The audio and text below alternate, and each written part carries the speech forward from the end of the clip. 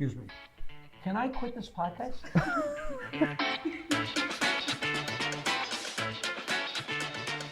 I told Eddie Murphy to stay in college so he'd have something to fall back on. I did great advice.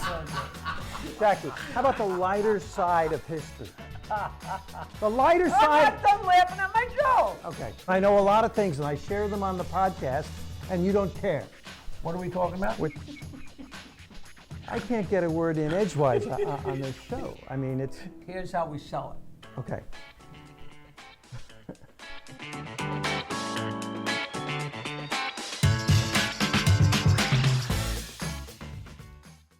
Welcome, welcome, welcome. I'm Jackie Martling. And I am Peter Bales. What's the name of your show? Oh, this is Standup Memories, which is perfect because we are both stand-ups and we're talking about memories. Memories about anything. Comedy and life and politics and anything under the sun. And we would like you to please keep those cards, letters, emails, and texts coming. Because we'd like to get one. Now, we're very sad to report, not knowing when this will actually be posted, but we lost an incredible talent a couple days ago. Comedian Jackie Mason, who, it's so funny, the guy that's going to do the DNA to find out if I'm related to Theodore Roosevelt, he texted me, he said, Jackie Mason passed away. Jackie Mason's brother circumcised both of this guy's sons. Jackie was going to be a rabbi, and his brother, his father, everybody was a rabbi, but this guy was an amazing comedian. The circumcision is, I'm having lunch after this show. Let's move on to another topic. So Jackie Mason was a spectacular character. Long Island comedy started around 1979 when we were doing shows all over the place. I had a guitar amplifier and we had a microphone and we did shows, but it really kicked into gear when Richie Miniveri and his brother and another guy opened the East Side Comedy Club in Huntington on Jericho Turnpike on Long Island. And Richie had been down in Hollywood, Florida, and had befriended Jackie Mason, who recently passed away, because he'd been knocking around ever since he got in trouble with Ed Sullivan. And when you're on the outs with Ed Sullivan had tentacles like an octopus. You know, you don't touch this guy, you don't touch this guy, or none of your people's going to get on my show. So Jackie Mason's name was Mud for a long time, and Richie got him to come and open up the East Side Comedy Club. He did the opening week, and each of us took turns hosting and bringing him on. And it's so funny because I tell dirty jokes and sing songs, and I have a good time. And when I don't know if you know this story, when I was hosting, you know, we just do like 10 minutes and then bring him on, and we're so new. And I did my 10 minutes, told a few jokes, and played a song. And on my way off the stage, Jackie Mason said to me, "Kid, you're fantastic. They love you. They'd love you even more if you'd shut up." Did I ever tell you that before? No, but you wrote on Facebook, you thought Jackie Mason might have been the funniest comedian you had ever seen. I mean, that's quite a statement. He was so great, and he used to get so upset because he knew I knew Rodney. He said, every time I see Rodney, he says, I'm the funniest guy ever, the funniest guy ever. And every time they interview him, who do you like, Rodney? And they'd mention everybody, but he would never mention me. But I think Rodney may have even been intimidated. Mason was so funny and smart and caustic. You just could laugh at him and laugh, and you know, but you can never say you have a favorite comic, because he's favorite till this guy makes you laugh. Now, do you have clarification on the famous Ed Sullivan? No, Is the truth known? The story, did he give the finger to Ed Sullivan? There's so many versions of the story. What happened? He was supposed to be getting off stage. I don't know if they're cutting him short, but the way he did his act, he said, "How you doing? Like you, hey you, what is up with you? Hey you," like this. And the stage guy on the sound supposedly said like 1 minute, and he was like, 1 minute. You know, I don't know if there's tape of it, but it was interpreted as he gave Ed Sullivan the finger. Then there were all kinds of stories about the president was giving a speech on another channel, and all of a sudden they switched. If you switch channels, it looked like he was giving finger to the president. You know, the way these stories grew and grew. Whatever did happen doesn't matter. He was blackballed, ostracized forever. I got a chance to work with him at Rascals, this terrific comedy club in West Orange, New Jersey. Brilliant club management. You know what they did? They'd book him on a Tuesday night. He'd sell out, 400-seat club. And then they'd open up a new show Wednesday, sell that out, quickly sell out the new show Thursday. Then you've got the easy ones to sell out Friday and Saturday. Talk about brilliant comedy club management. I love that place because the same thing happened for me when I was big on the Stern Show. They would normally be dark, not open on a Thursday, but they'd open on a Thursday, and they'd give me the entire door. $20 a head times 400 or 450 people, because they had that many people in there drinking when normally the lights wouldn't be on. You know? And you would save that money for, what, a day or two? Oh, yeah. Now, my great Jackie Mason story is I had an LP out that I produced myself in 1979, and Mason was so funny, and I don't know how it came to be, but I think he wanted to do an album about the election. And I said, well, I can produce an album. I can do that. I did my album, I had just done my album Going Ape there. And so I set up the microphones and taped a Jackie Mason album, which I have, the unreleased Jackie Mason album. You have that? Yeah, it's spectacular. I've been sending it since he passed away. I'm sending it to people. I've always been sending it to people. Who owns it? Nobody owns it. I guess I do, but he did an album that was basically just like his Broadway shows were always his act with a few things switched around. But the point of this, my favorite Jackie Mason story of all time, is we're going to do this album called Election 80. About wow. Carter and Reagan, and it was so funny because some of the jokes on the albums, people say, well, he's Jimmy Carter, always smiling. You can't believe he got the job. So funny. So we go into his Park Avenue apartment that was on the second floor, me, Richie Miniveri, Barry Mitchell, and I think there's one other person, but I can never remember who. And we go in, and this is Jackie Mason.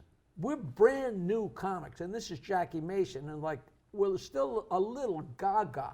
I haven't been away with Rodney yet. This is a big deal. And he's sitting in a chair, and Miniveri and me and Barry Mitchell are sitting at his feet, literally tossing ideas. And he's standing like that. That's a good idea. I don't know. And I said something. I would give anything to know what I said. And he said, "You just thought of that?"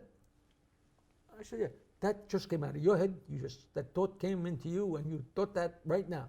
He said, "Yeah, it's just, he's my friend. That's genius. You're a genius." And I'm like, Jesus, I've been doing this for 6 months, and Jackie Mason is calling me a genius. That you're sitting there, and we're talking about this, and you thought of that. You thought of that right then there. I said, "Yeah, you are, my friend. You are a genius. We should go to the deli. Let's go get some sandwiches." And we get up and we walk to the elevator. And it's an old building where the door opens and the elevator has the lattice.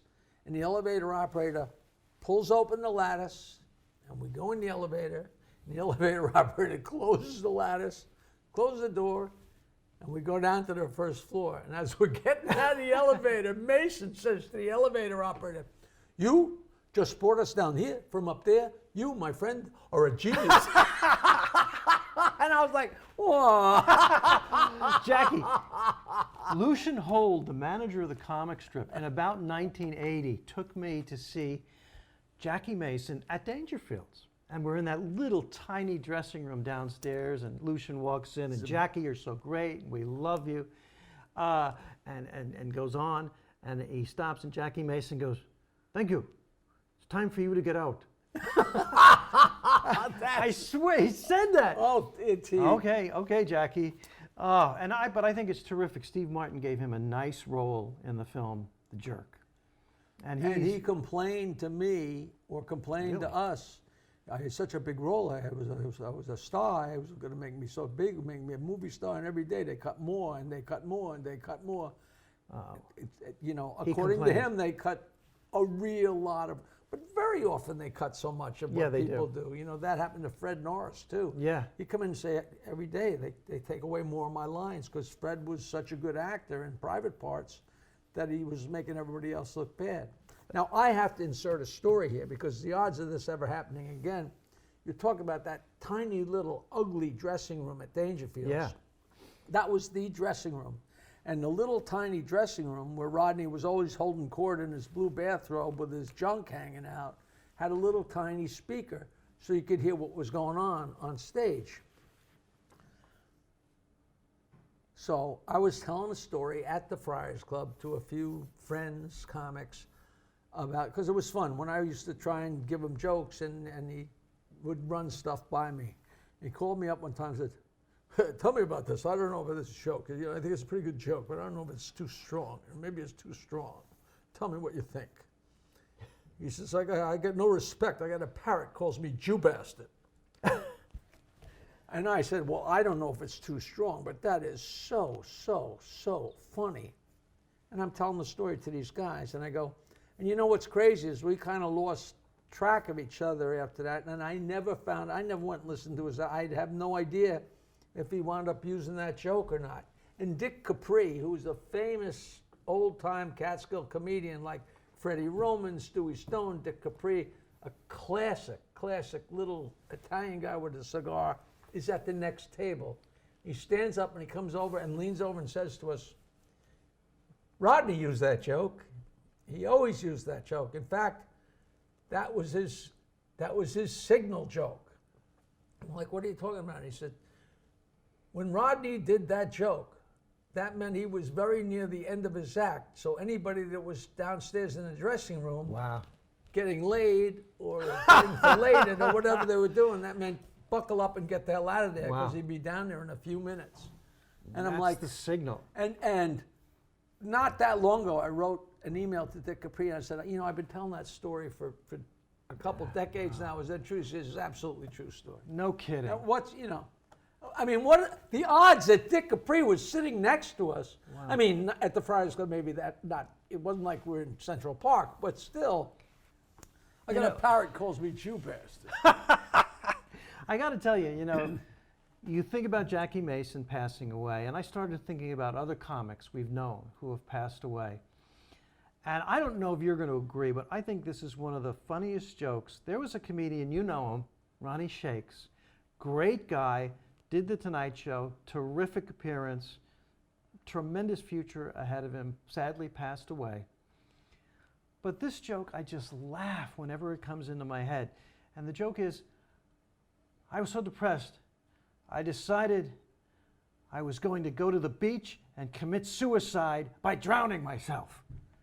But I know I wasn't serious. I brought a towel. Oh, that's just so brilliant. Because it just keeps on giving. It's a joke that keeps on giving. You know, it's so weird how jokes hit you. I call David Feldman once a week, or once every couple weeks, and tell him jokes. And I hadn't done it in a while. Now, David Feldman is... He's a very, he does a long liberal podcast. He wrote for all kinds of stuff for the last 20 or 30 years. In fact, somehow a joke came up, which is one of my all-time favorite jokes, and he told me he wrote it. Because Martin Short had a one-man show, and he came out as a 90-year-old agent. And he said, it stinks getting old. He said, the only time I don't have to piss is when I'm taking a leak.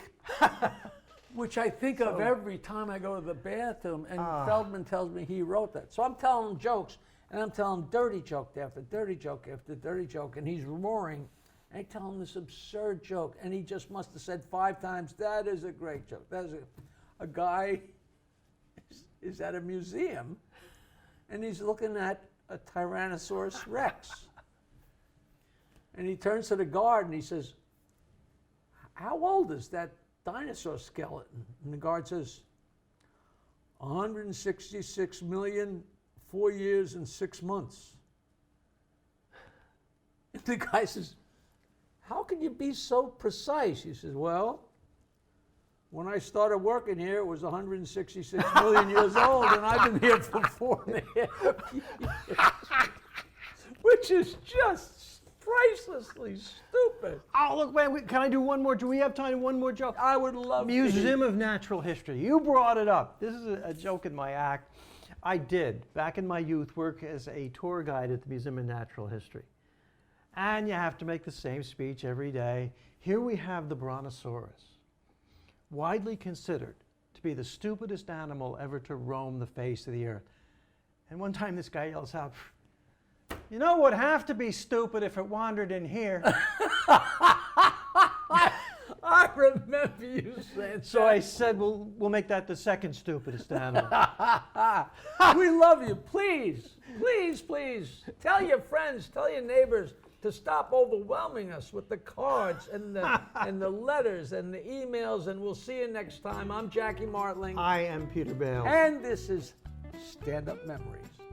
Hey, a new episode of Stand-Up Memories every Wednesday. How exciting is that? It's starring me, Peter Bales, and right here, Jackie the Joke Man Martling. Please follow us on social media. Search it out. What is it? MeSpace? MySpace, Your space? TikTok, Instagram, Facebook. Doodah, doodah.